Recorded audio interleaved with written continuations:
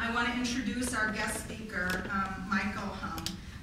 When we thought about who could really speak about our future, as you all might remember, our theme for our 20th year is really about building democratic philanthropy. And people always ask us, well, what does that mean? What does that mean? Right? But I think to us, building democratic philanthropy is about the institutionalization of putting communities first. And as organized philanthropy and communities, what does that mean? And what are the principles and values in democracy that we are really trying to practice daily in our organizations? So we couldn't think of a better person to help us talk about that future because we think she represents the tangible example of democratic philanthropy in practice. Michael Hung became the 6th president and CEO of the Wilder Foundation in June. She served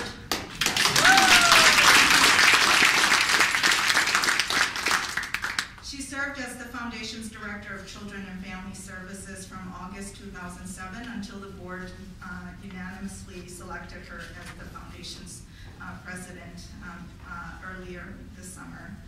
Prior to joining Wilder, Michael served as the Director of Adult Services for Ramsey County Human Services and as Director of Resident Services for the St. Paul Public Housing Agency.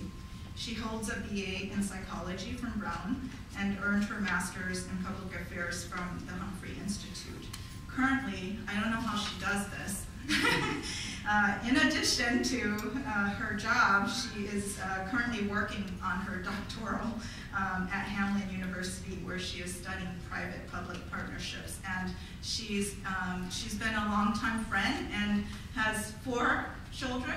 So that's why I'm always amazed. So please welcome Michael.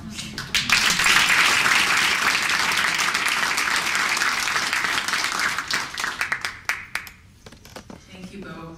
So I called Bo Tell last night in a fit of panic because I said, are you sure you want me to be the speaker? I'm not sure if I'm really up to this. And I was looking at the guest list, actually, of all the people who would be here.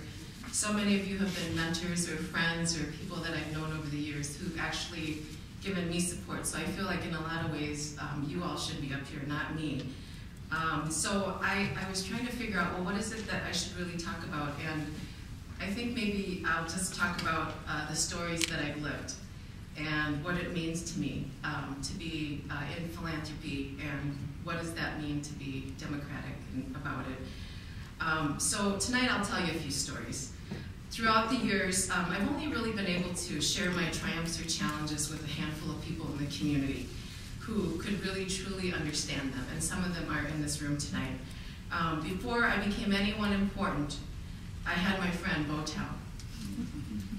My friendship with Bo was forged because of a shared desire to actually change the world and the refusal to accept the social conditions in which we lived as Hmong women, and we were in our 20s. When Bo and I started working together nearly a decade ago, our vision was to create a more just and equitable society where Hmong women and girls could be who they wanted to be. Once there were 2 of us, I figured we represented the community. Since the rest of the people who actually signed up didn't show up. So they might have been a bit afraid of our vision at the time. And Bo, I'm so glad that you were there sitting across from me all those many months. I've always believed that communities could only transform really through the collective will of like-minded people who share a common vision. And to me, 2 people can create a common vision. So Bo and I didn't wait for permission. We simply took action. Not many others could really understand us at that point anyway. So we used our meager funds from our own pockets and found a few foundations who would actually assist us in getting something started. Half-baked ideas from a couple of 20-year-olds who had not run any real organization yet at that point. And 11 years later, I'm happy to say, Nuchia Hmong Women Achieving Together, a nonprofit organization with the mission to be a catalyst for lasting social, cultural, and institutional change, is now here to improve the lives of Hmong women.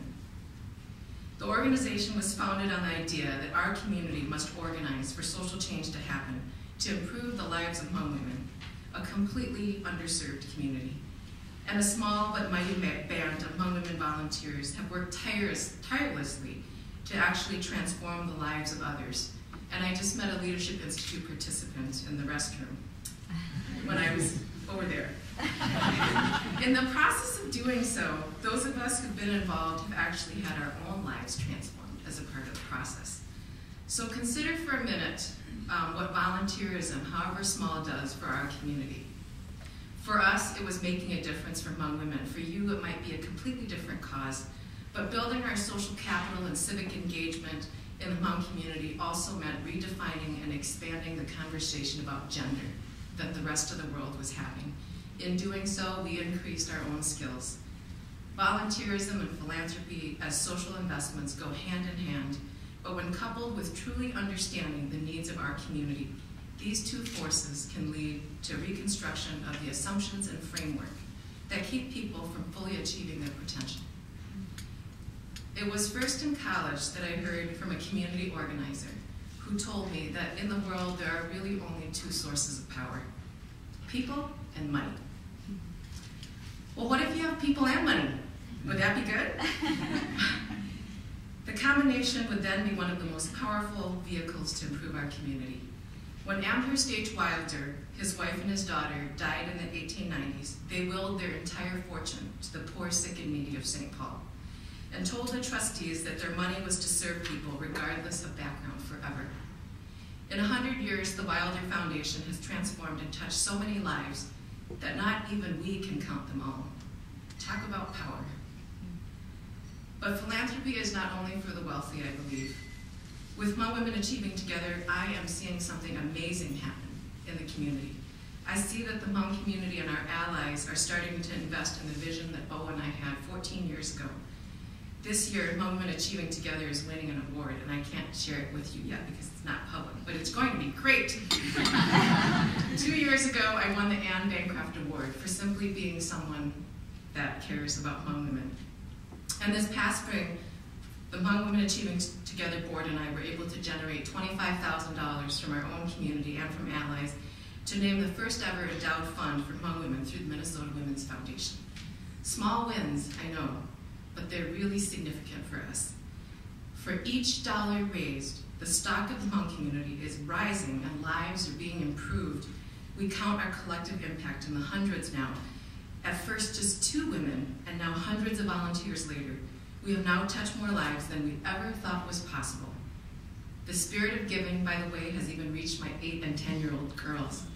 After listening to me talk about how our other little girls don't get the opportunities that they do, they each gave $1 to the endowment. Perhaps this doesn't sound impressive to you, but it actually totals about 20% of their bi-weekly allowance. Their gifts were larger than mine as a percentage of income, and so this year, I'm giving more. They taught me an important lesson that day in the car. When asked, they gave.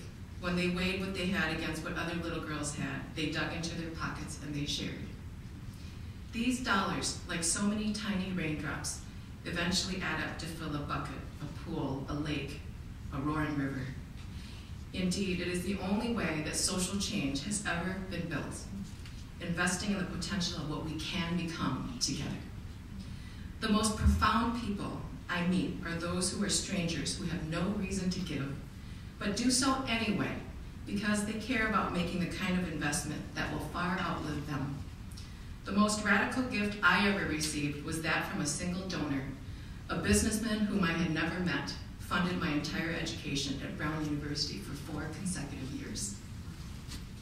I see the power of incremental change, consistent, plodding, and often full of challenges, but there's energy that rises out of what looks like nothing. The seed of an idea grows and transforms an entire community. Think of Muhammad Yunus, who won the Nobel Peace Prize in 2006. Muhammad invested in beggars in India as a banker. Believing that all people are natural entrepreneurs, he made loans of $10 to $15 and made them carry merchandise. And as they begged, they sold. Today, nearly 100,000 beggars are in the program, and nearly 10% of these beggars have stopped begging. If we don't turn away from seeing our challenges, our philanthropic dollars and our skills can be put together in ways that we've never imagined. I am reminded always that we must not step back of our challenges, but really look at them dead on to truly see what we can do to improve lives. And here's mine. So I recently went to Google myself because the Wilder Foundation got this Promised Neighborhoods money, and I found something really interesting in the Hmong language. So curiously, I clicked on it. And while the posting and the dialogue was in Hmong, I'm actually literate in the Hmong language, so I read it. And it really talked about my rise into the presidency. And then it compared me to a dog. The dog actually won. Let me tell you why. The translation, even a dog knows its owner and master. My cow doesn't know. So what terrible act have I done? I have provided shelter to my mother who is divorced and has no resources and must live with me. I have decided not to shy away from this very real commitment, to look upon the Hmong community and see what both I love and also the challenges and the assets is a gift that few of us have. For those of us counting on making the world better, we have to do something. Others can't speak, but we can. How can we use my voice differently to highlight what the community needs? At least I consider myself to be a strong Hmong woman. Building democratic philanthropy means that we must seek first to understand, involve those who are impacted, and then use the power of that knowledge to transform and leverage change. If people think democratic philanthropy is difficult, I have this terrific concrete example now of what we could do. I am simply collecting from all of you $20 to $50 by anyone who is really outraged by this example, so that when the next Hmong woman rises up into a leadership position, she is A, not compared to a dog, B, if compared, she actually has a chance at winning the contest. I can't wait for others to keep defining what Hmong women need. For you, it might be different.